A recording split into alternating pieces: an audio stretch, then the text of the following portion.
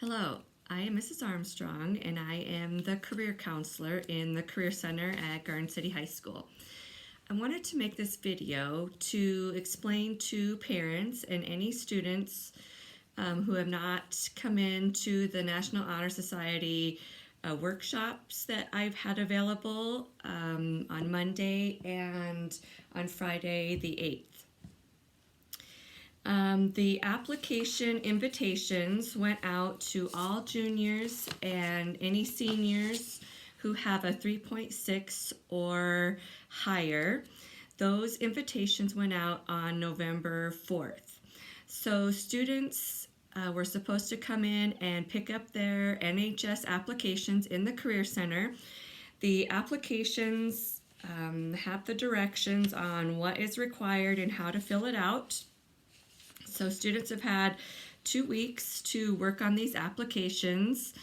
They are due next Tuesday, so there's one more week left until they are due. They're due Tuesday the 26th at 3 o'clock, and no late applications will be accepted. So if you look at the application, the first page clearly explains what the scoring will consist of, how the applications will be scored. There will be a faculty council of teachers from Garden City High School that will review the applications and have a rubric to score them. The second page is where the students fill out their information. The parent and student sign that they understand all the rules and the requirements.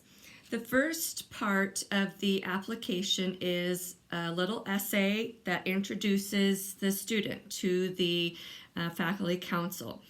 I think that it should be at least 3 paragraphs long. The first paragraph explains or tells about the student, what they like, what they are interested in.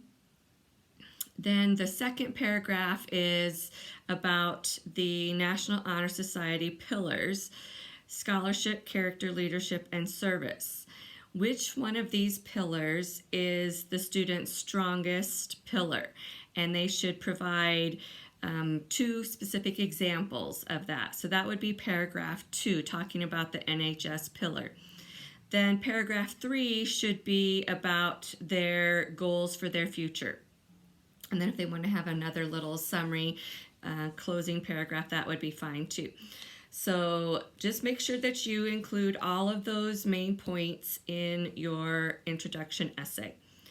Part 2, the student creates a list of their leadership positions that they've held, either in school or in the community.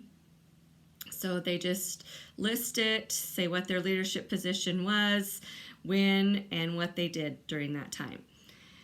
Part 3 is about service. That can be in school or out of school. So again, list what events or activities, when it was, how long they spent. They don't have to have a signature from anybody to verify it, just an estimate of the time, and then describe what you did during those activities. Part 4 is scholarship, and that is based on the teacher recommendations. There's one for a current teacher and a previous teacher. And the teachers need to give that directly to me, not back to the student. The student also needs to print their unofficial transcript.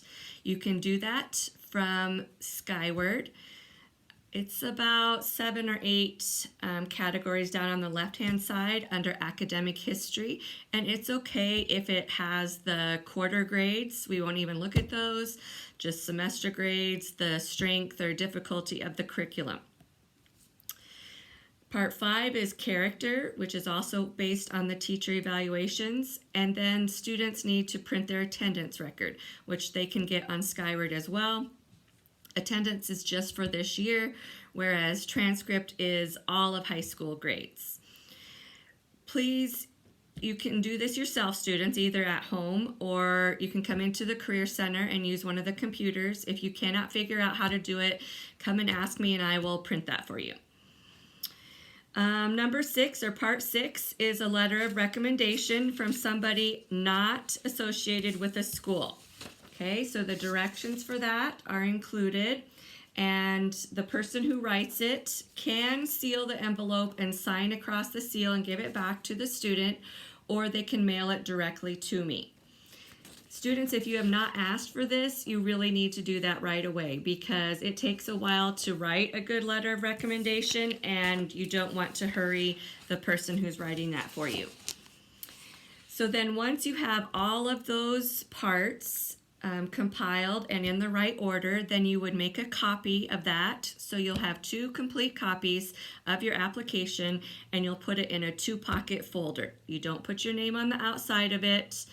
Your name is on the inside application part, and then you need to turn that folder in to me by next Tuesday at 3 o'clock.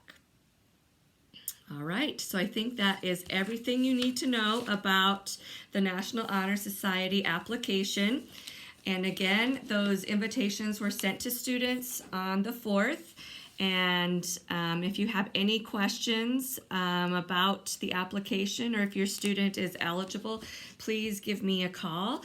My number at school is 805-5426, or you can email me at the letter K Armstrong@gckschools.com. And if students want to bring it to me this week, just to make sure that they're doing it right, just to get the okay or an opinion on it, they can do that. I will be here in my office this week. So that's it. Thank you very much.